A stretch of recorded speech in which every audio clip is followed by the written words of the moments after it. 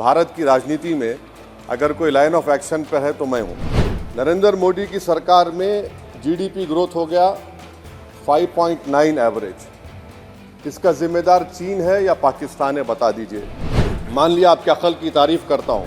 हद तो यह होगी कि आपके पास 2014 में एक मुस्लिम वजीर था, अब तो एक भी नहीं है, एक भी नहीं है। मिस्टर असदुद्दीन ओवैसी। सर, आपका बेहद शुक्रिया कि आपने 3 मिनट में बोलने वालों को इंटेलिजेंट कहा, और ज़्यादा बोलने वालों को अब क्या कहेंगे, आप बोल दीजिए चेयर पे, तो अच्छा रहेगा। नहीं, मैं बोल देता हूँ अभी। तो जो 3 मिनट में बोल देते हैं वो इंटेलिजेंट तो है ही, और जो ज़्यादा बोलते हैं, जो ज़्यादा बोलते हैं उनका ज्ञान क्या बेवकूफ़ नहीं होते हैं वो, तो ज़्यादा का ज्ञान होता है। सर, आपने मुझे बोलने का मौका दिया। सर, मैं पहले ये बात वाज़ेह कर देना चाहता हूँ कि मैं इंडिया में नहीं हूँ मगर वतन अजीज़ का हूँ, और मेरा मामला ऐसा है कि मैं अब लाइन ऑफ एक्शन पर हूँ। भारत की राजनीति में अगर कोई लाइन ऑफ एक्शन पर है तो मैं हूँ। सर, मेरे चंद सवालात हैं जो मैं उम्मीद करता हूँ कि हमारे मोहतरमा वज़ीर साहिबा जब जवाब देंगे, इसका जवाब, मेरे सवाल का जवाब देंगे। यूपीए में जीडीपी ग्रोथ था 6.8 एवरेज।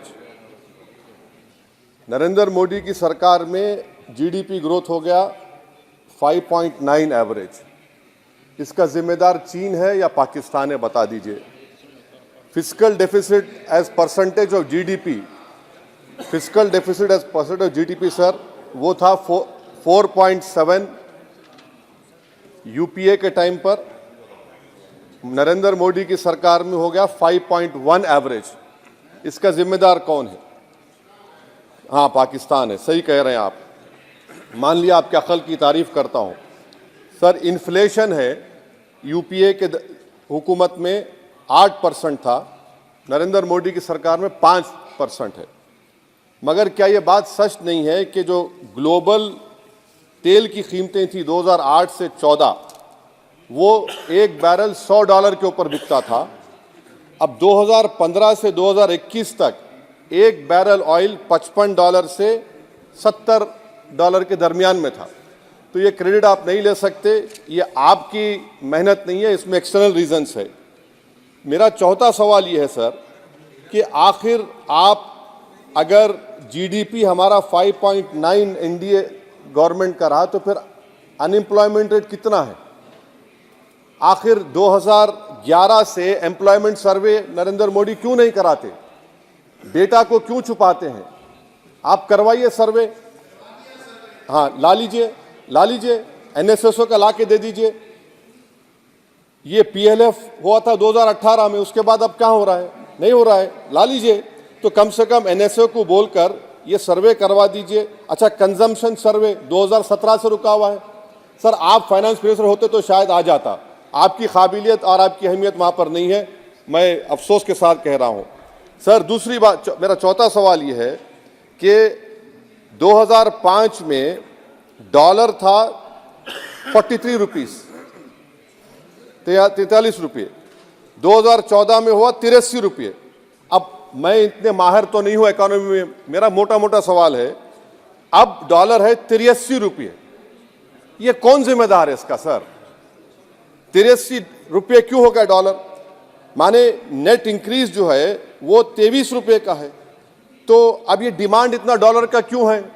इसका जिम्मेदार कौन है? इसका जवाब शायद मोहतरमा देंगी।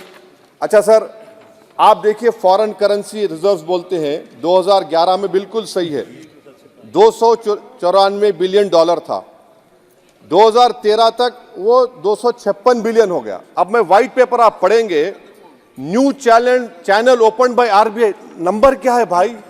नंबर तो बता दीजिए। New channel open by RBI, number ही नहीं मालूम होता है। अच्छा सर, एक और सवाल मेरा है, हेल्थ एक्सपेंडिचर फ्रॉम पॉकेट, ठीक है, 2005 में 69% था, 2014 में 64.2 हो गया। तो अब का नंबर क्या है बताइए ना?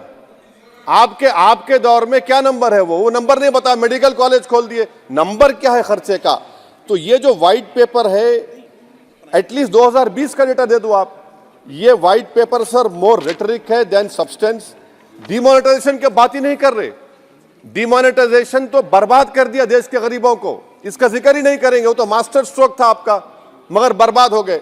सर मैं कंक्लूजन में, क्योंकि आपने अक्लमंद कहा है मुझे कम टाइम में बोलने वालों को, तो मैं सरकार से आपके जरिए से मुतालबा करता हूं कि एक वाइट पेपर ये निकालिए कि 2014 में इखलाक के मॉब लिंचिंग से 2024 तक कितने मुसलमानों का मॉब लिंचिंग हुआ, कितने घर बुलडोजर तोड़े गए।